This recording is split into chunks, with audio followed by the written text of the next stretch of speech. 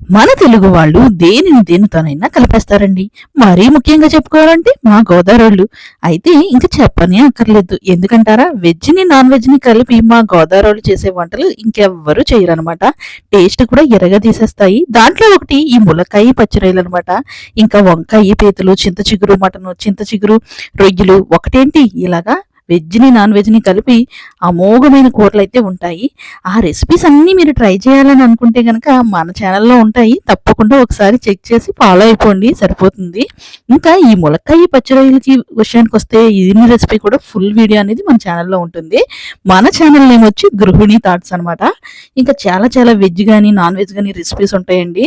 అన్నీ కూడా సూపర్ కాంబినేషన్స్‌లో ఉంటాయి. పీతల పులుసు, చేపల పులుసు, ఇంకా మటన్ దోసకాయ పులుసు అన్నీ కూడా బావుంటాయి. ఫ్రైస్ గాని అన్నీ కూడా ఒకసారి చెక్ చేసేయండి. వీడియో నచ్చింది అని అనుకుంటే మన ఛానల్‌ని సబ్స్క్రైబ్ చేయడం మాత్రం మర్చిపోకండి. షేర్ చేయండి, లైక్ చేయండి. ఉంటాను. Bye bye.